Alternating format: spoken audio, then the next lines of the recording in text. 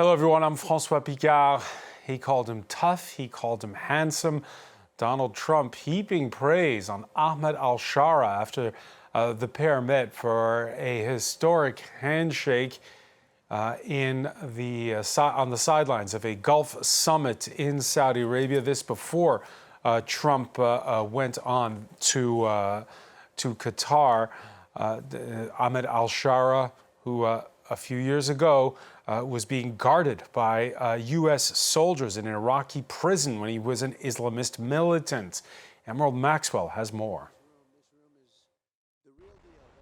After departing Saudi Arabia and bidding farewell to Crown Prince Mohammed bin Salman, Donald Trump took a moment aboard Air Force One to reflect on his encounter with new Syrian President Ahmed al-Shara. I think very good, young, attractive guy, tough guy. It was the first meeting between a US and Syrian leader in 25 years and came despite concerns within sectors of Trump's administration over al-Shara's former ties to al-Qaeda. It was also attended by Prince Mohammed and the Turkish president via video conference. We are currently exploring normalizing relations with Syria's new government, as you know. After discussing the situation with Crown Prince Mohammed and President Erdogan of Turkey, I am also ordering the cessation of sanctions against Syria to give them a fresh start. The Syrian foreign minister said that the 33-minute-long meeting included discussions about combating terrorism and cooperation in eliminating the influence of armed groups that threaten Syrian stability. Trump also asked the Syrian government to assume responsibility for over a dozen detention centers holding some 9,000 suspected members of the Islamic State group, currently run by the US-backed Kurdish-led forces. The US president also said he urged al-Shara to join the US-brokered Abraham Accords, which normalized relations between Israel and the United Arab Emirates, Bahrain and Morocco. I told him, I hope you're going to join when it's straightened out. He said yes. But they have a lot of work to do. Israel is a longtime foe of Syria's and continues to describe al-Shara as a jihadist, though he severed ties with al-Qaeda in 2016. Israel has also seized ground in the southwest of the country since Bashar al-Assad fell, warned the Syrian government against deploying forces there, and blown up much of the Syrian military's heavy weapons. Nonetheless, Syrian-US normalization efforts are set to continue, with a meeting between Syria's foreign minister and his US counterpart, Marco Rubio. And for more, we're joined by Kethevane Gorjestani from our international affairs desk. That historic handshake taking place, the announcement that the sanctions will be lifted, and Trump claiming that Ahmed al-Shara had said yes to normalizing ties with Israel. Yeah, a lot of information in that small 30-minute meeting, a meeting that was actually longer than what was expected when the White House presented it as simply a sort of hello between the two leaders. So they did have a little bit of time to discuss. And obviously, the big news is that lifting of sanctions. And as we saw in that report, this is going to take some time to be set into motion because, of course, Donald Trump, as Donald Trump does, announced lifting all sanctions immediately, but things don't go that fast. And you are going to have Marco Rubio, who's going to be in Turkey, meeting with his Syrian and his Turkish counterpart to sort of start working out how this will actually work. Because there are sanctions that go through the executive, so through, for example, Treasury, through the State Department. But there's also a part of the sanctions that are congressional sanctions. So the U.S. Congress is going to have to get involved as well. So this is going to take some time. And the question also is going to be to see whether or not this will all actually happen at the same time, or whether the United States, once you pass the visit and the big announcements, if they're going to go a little bit more of the route of the Europeans, which is sort of incremental, step-by-step lifting of sanctions. So that's probably some of the things that are going to be worked out by Marco Rubio and his counterpart when it comes to the question of the Abraham Accords. We heard Donald Trump, when he was on Air Force One, sort of not walk back, but pretty much take into context the fact that Syria has many things to do before they can get to the point where they can decide whether or not they want to normalize relations with Israel. And there has not been a confirmation from the Syrians of what Donald Trump said, which is that Ahmed al-Shara said yes to normalizing relations once the country is rebuilt. All right, we heard about the part about building a Trump Tower in Damascus. You mentioned the fact that the next step is going to be Thursday in Istanbul, where the U.S. Secretary of State will go. For more on that, we're joined by Aghiad Ghanem, researcher at the French Political Science Institute, SciencesPo. And before I ask you about the reactions to all of this inside of Syria, are we witnessing, from what Kethevane just said, this sort of change in Syria, where before Iran was the big player from outside, and now it might be Turkey? That's right. There is a change in that.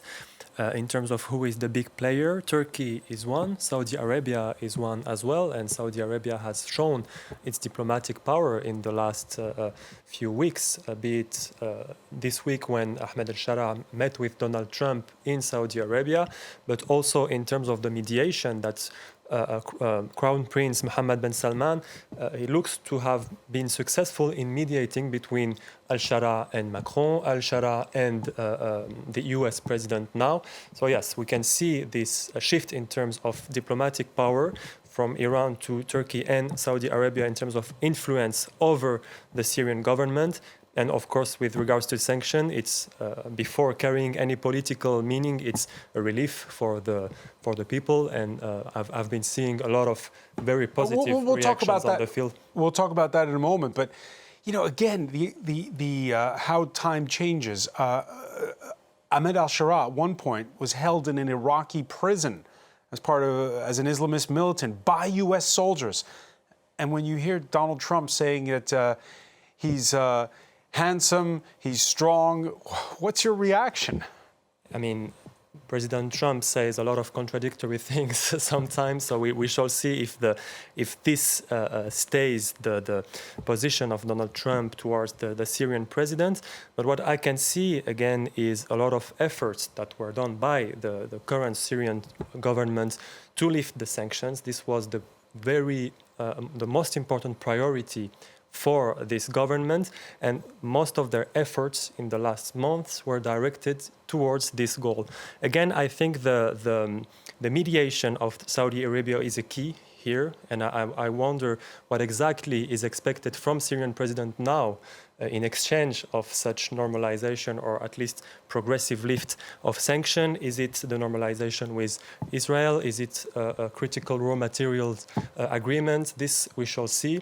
But yes, we see here the realism of Trump and the US, and of course the Syrian president. The realism. Yeah, I think it's a clearly realist policy, and I can see that the Syrian government and Ahmed al-Shara has shown a lot of pledges in terms of economic opening, in terms of availability to open a free market economy. The U.S. already controls the oil in those Kurdish-held areas. That's right. And I'm sure that a lot of discussions will be held in the next couple of weeks and months about business partnerships and investments. But what I'm wondering about is about the political pledges, because Ahmed al-Shara showed he's very open in terms of economy, but in terms of democracy, transparency, we still lack the conditions and pledges. And it's going to be a tightrope for him, how he handles his coalition, which includes a lot of hardliners. As Kethevane was saying, how fast those sanctions are rolled back. For now, as Aghiad was just saying, there were cheers in Damascus overnight. Kemi Knight has more. The streets of Damascus echo with the sound of horns and applause. On Tuesday evening, hundreds of Syrians gathered in Umayyad Square to celebrate after US President Donald Trump announced a surprise end to sanctions on the country, many hoping the move will help turn around the country's economy after more than a decade of war. It's an incredible joy for all Syrians. It will be great for our country. Construction will resume, refugees will return, everyone will come back and prices will drop. The lifting of sanctions is a signal to the world that it can now do business in Syria, where foreign investment is desperately needed to kick off a reconstruction process that analysts estimate could cost up to $400 billion. Syria has been designated a state sponsor of terrorism by the US government since 1976. US sanctions were imposed in 2004 and ramped up in 2011 after the Assad regime launched a brutal crackdown on anti-government uprisings. The sanctions targeted individuals with travel bans and asset freezes, as well as the Syrian government, preventing it from accessing global financial channels, curbing Syrian imports from Western countries, and placing an embargo on Syrian oil exports. In 2020, the CESAR Act imposed secondary sanctions targeting third countries that might invest in Syria. The sanctions were brutal and crippling and served as an important function, nevertheless, at the time. But now it's their time to shine. It's their time to shine. We're taking them all off. The EU, meanwhile, has also temporarily lifted restrictions in areas of energy, transport and banking. With a June deadline for reviewing them fast approaching, the French president has called on the bloc to stand by its decision. So we're with Aghiad Ghanem of SciencesPo, the French Political Science Institute. When can we expect the streets to be paved with gold in Damascus? I mean, we have seen the images, the celebrations of the discussion of this decision, of this public statement for now, and of course we shall see the conditions and the timing. But this is something I saw, of course, on my personal social media and the reaction from the people I know on the ground. I mean, you just have to imagine a population who have lived this 15-year-long war and who has been living also under the weight of the sanctions, living sometimes with 2 hours of electricity a day, with shortages in everything that is important for a living. So, of course, this is a relief for the people, one that has been expected a very long time. And let's go over the timeline for a second here, because Assad is overthrown in December. Mm-hmm. Since then, you've had this pledge that the new constitution, when it comes about, will be inclusive, but you've had tensions.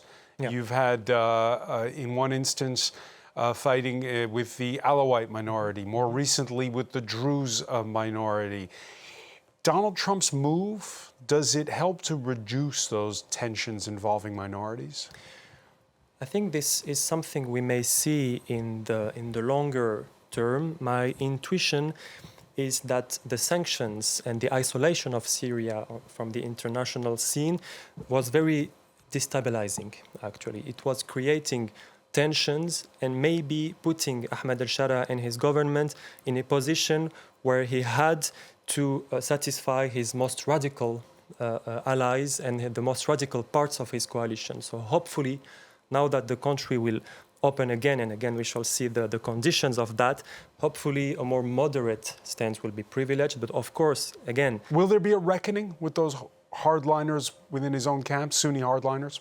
That's really something we are in need of. We are in need for this transitional justice moment. We are in need for this refundation of the army in a more inclusive and secure basis. We are in need for dealing with the existence of foreign fighters in Syria, the existence of ISIS in Syria.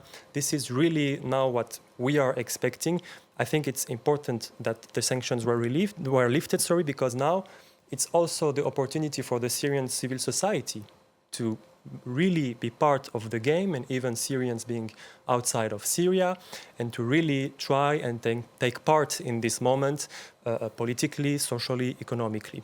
Aghiad Ghanem mentioning the important role played by Saudi Arabia in all of this. Donald Trump, who's now left Saudi Arabia, Kethevane, Gorjestani, he's in Doha, in Qatar.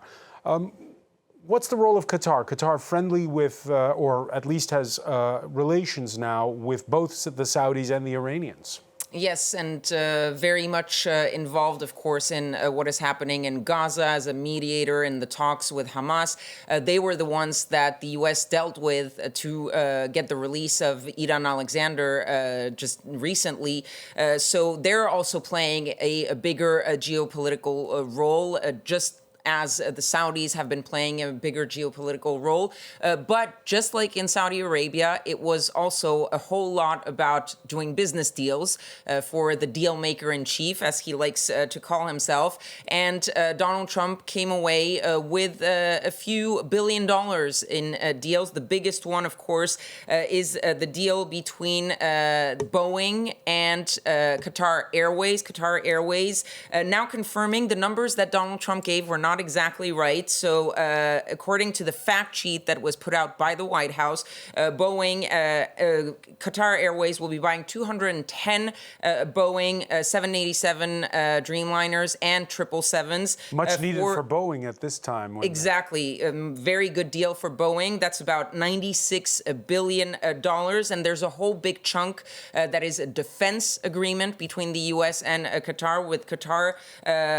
pledging to buy around $2 billion in those drones, very high-end drone systems, and almost $1 billion in counter-drone capabilities. So again, as we saw in Saudi Arabia, there are business deals between Qatari and U.S. companies, but also deals when it comes to defense cooperation, economic cooperation. The whole economic deal package is around $243 billion. But the first line of the White House fact sheet that was put out said that these agreements will generate economic exchanges worth at least $1.2 trillion. Whether all of that actually comes to be is going to take months, even years. But this was sort of the crux of that meeting in Qatar. And of course, there's the sort of pomp and circumstance that will happen a little bit later on tonight. And then Donald Trump will head on to the United Arab Emirates, where we are expecting to see a little bit more of the same. Business deals and also a little bit of geopolitics. Peace through deal making. You believe in that, Aghiad Ghanem? I mean, again, it's part of the story. It's important to open the country when it comes to Syria economically. But again, it won't be only about deals. Now we also need more information about the policy that will be the government's, the economic policy of the government, which hasn't been that transparent until now. We have seen first business deals, for example, with CGM for the Latakia port in Syria. But again, we are wondering... French company. Yeah, the French company. We are wondering who's taking such decisions, according to what indicators, what project, what economic plan and strategy. So that's, I think, the most important thing. It starts now, actually. We shall see the... Donald Trump signing the cessation of sanctions over the objections of Israel. Your thoughts on that? Because we've seen in the last week Israel really urging him not to sign, this after hitting Syria several times with airstrikes in the name of defending the Druze minority.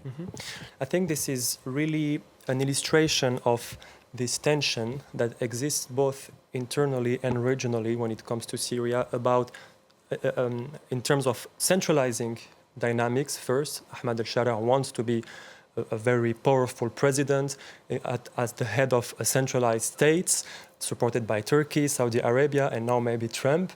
And on the other side, this decentralizing dynamics, when we saw this outbreak of sectarian violences, the massive violences that we saw against Alawites, Druze, and Israel and the Israeli government, they look to be on the side of advocating for this decentralization of Syria and not having a centralized, powerful state in Syria again. So if Donald Trump is actually telling the truth and that Ahmad al-Sharaa did promise him that he would normalize ties with Israel, how do you do it when we've seen since December Israel increase the amount of territory it controls in that buffer zone next to the Golan Heights?